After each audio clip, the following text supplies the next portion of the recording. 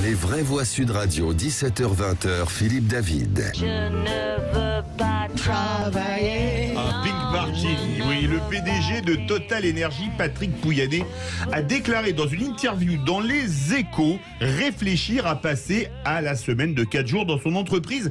Une proposition qui a fait réagir ce matin même Yannick Jadot, candidat écologiste à la présidentielle, qui a dit qu'il lancerait une concertation citoyenne sur la semaine de 4 jours s'il était élu, parce que ça va dans le sens de l'histoire, c'est la réduction du temps de travail qui va donc dans le sens de l'histoire.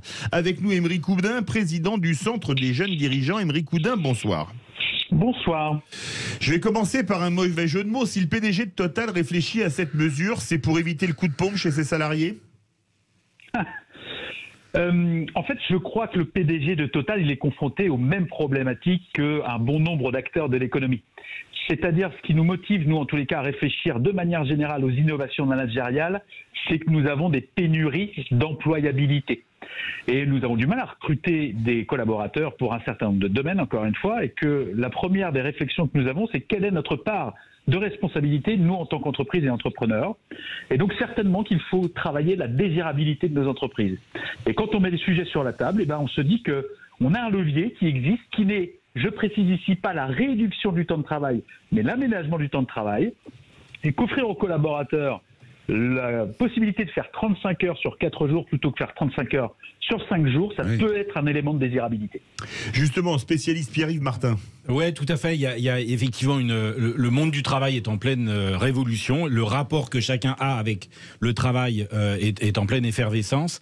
Il y a effectivement un besoin pour chacun de trouver peut-être un nouvel équilibre ou un nouveau découpage entre vie personnelle et vie professionnelle. Et du coup, cette semaine de 4 jours s'inscrit parfaitement là-dedans.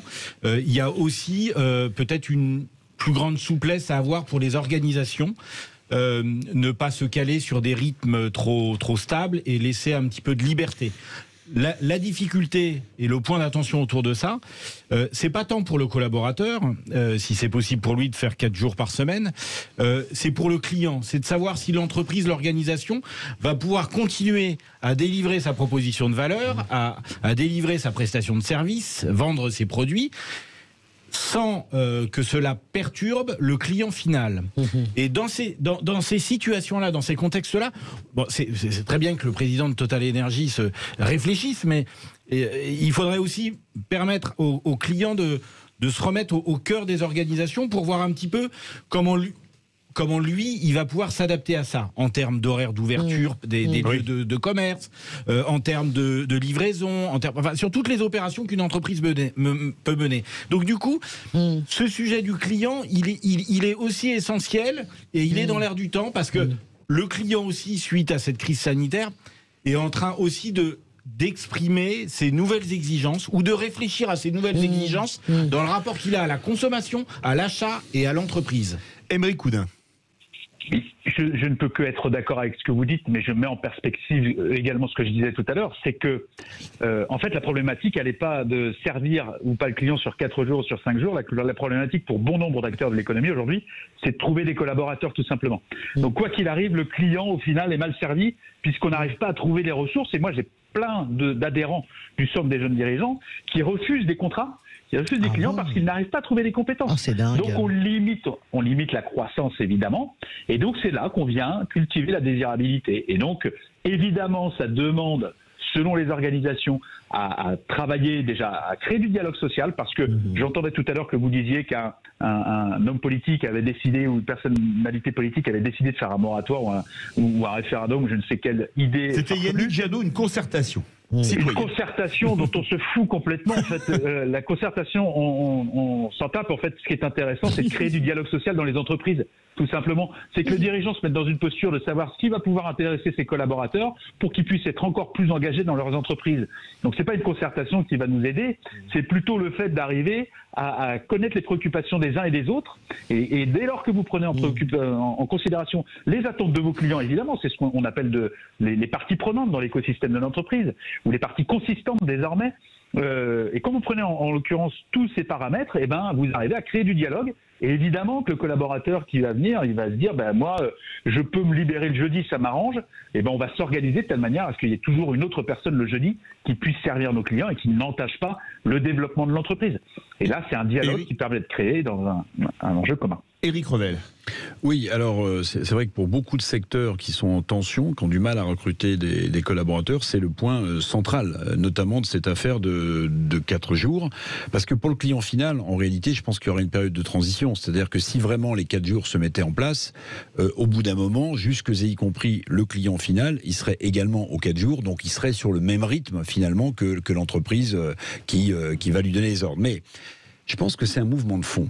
Parce que quand vous interrogez dans des sondages, vous discutez avec les nouvelles générations, vous savez, ce qu'on appelle les générations Z, Y, je ne sais plus quoi, la fin des lettres de l'alphabet, oui.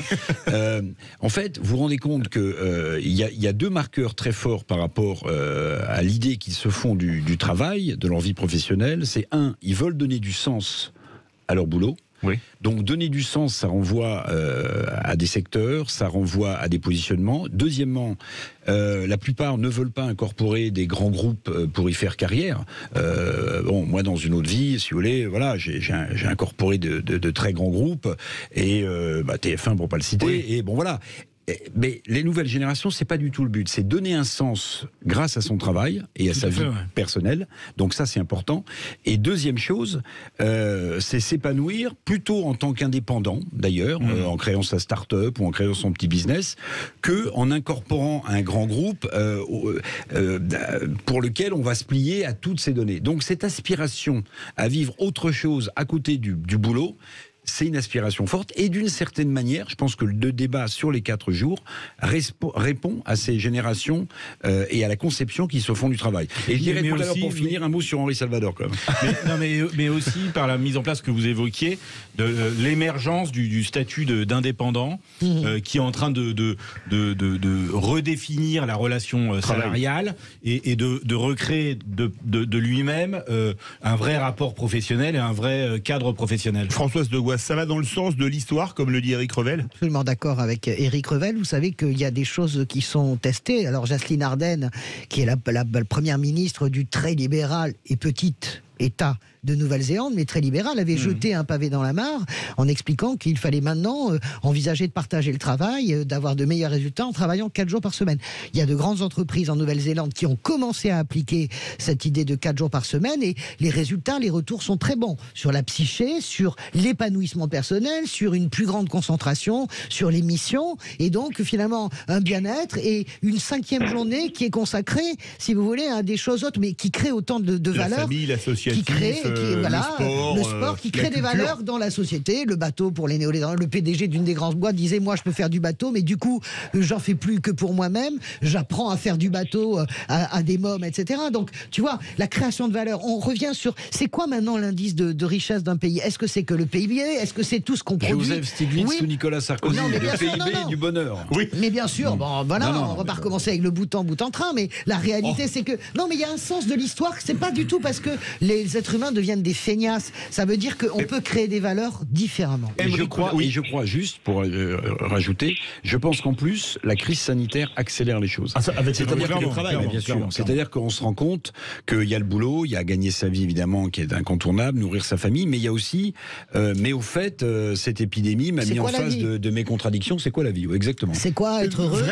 Qu'est-ce que je crée comme valeur dans la vie? C'est quoi les valeurs? Qu'est-ce que ça m'apporte? Aymeric Oudin, qu'est-ce que vous voulez répondre aux vraies voix? Rien. Mais je regrette de ne pas être avec vous pour abonder vos propos parce que là où nous sommes ravis au CJD, on met l'économie au service des femmes et des hommes depuis 84 ans. Évidemment, les sujets qui conduisent à la réflexion nous amènent sur ces sujets-là. Les indicateurs de performance, qui est le PIB en l'occurrence, est complètement désuet, ne veut plus rien dire. Et mettre l'économie au service de quoi si c'est pas au service des femmes et des hommes? Après quoi on court? Et donc, ce sentiment de relation au travail qui est plutôt une relation à l'activité, nous qu'on appelle, on aime bien aller sur l'activité en général, et qu'est-ce qui donne du sens à la vie en particulier? Aujourd'hui, travailler pour conduire au burn-out, ça n'a pas de sens. Travailler pour donner du sens et pour œuvrer pour une cause commune et aller chercher du bien commun, ça a du sens. Et la création de valeur derrière, elle est intéressante à partir du moment où ça conduit à l'épanouissement des uns et des autres. Et donc voilà. Et donc nous on dit que l'économie, en tous les cas, elle a un rôle majeur Ouais, c'est à un cercle jouer au vertueux. sein de l'épanouissement. Ouais, ouais. Éric Revel veut dire. Même la gauche c'est pense ça. C'est pas apostrophe avec Bernard Pivot, c'est Philippe David avec les Voévras. Mais ça me fait penser à un truc. C'est la fameuse formule d'Albert Camus. Donner un sens et avoir un but dans la vie, c'est pas la même chose. D'accord. Ça, c'est vrai. Eh ben oui. Mais aujourd'hui, le sens prend le pas sur le but de l'enrichissement. Et alors, voilà. ça. Alors c'est intéressant ce que dit super Éric, important. très vite, parce que finalement on a eu la première phrase, même Emmanuel Macron l'a prononcée, la première réaction ça a été plus rien ne sera comme avant. Ensuite il y a eu la grande déception de se dire que tout est comme avant, pire avec Jeff Bezos, Bernard Arnault, tout le monde qui s'enrichit, etc. Et en fait, peut-être que dans le mouvement profond, en réalité ce qui est en train de se passer, c'est ce que dit Éric, il y a quelque chose de fondamental qui est en train de changer dans notre relation au travail, à la société, à la vie. Un mot sur certain, Henri ouais. Salvador. Ouais, parce que je me suis un peu moqué du grand Henri Salvador tout à l'heure, puisque le travail c'est la santé, c'était une de ses chansons comme Zorro est arrivé. Mais à la fin de sa vie, Henri Salvador, il a chanté des chansons Il a fait un album Sublime. sublime. Jardin Et- d'hiver. Bien Je sûr. voudrais du soleil vert, des dentelles et des thés. Extraordinaire Extraordinaire. chanson. Il a attendu, je crois, 80 et quelques Oui. années On a pour été le sortir. chercher, ils Ah ont oui. été le Je crois que c'est chercher. Benjamin Biolay. Oui, Et c'est Benjamin ça. Biolay, et c'est un triomphe d'album. Personne et ne va il y a une revenir. chanson Absolument extraordinaire que je vous hallucinant. conseille dans cet album, parce que j'ai dégusté cet album, c'est Jazz Méditerranée, magnifique. qui est absolument magnifique. Donc le travail c'est la santé, mais c'est aussi Jardin d'hiver, Henri Salvador. Merci beaucoup Émeric Oudin, président du Centre des jeunes dirigeants. Tout de suite, notre grand débat. Ophélie Meunier, Fabien Roussel a-t-il sauvé l'honneur de la gauche? Vous êtes 46,2% à dire oui. On en débat tout de suite avec René Frégosi, philosophe et politologue.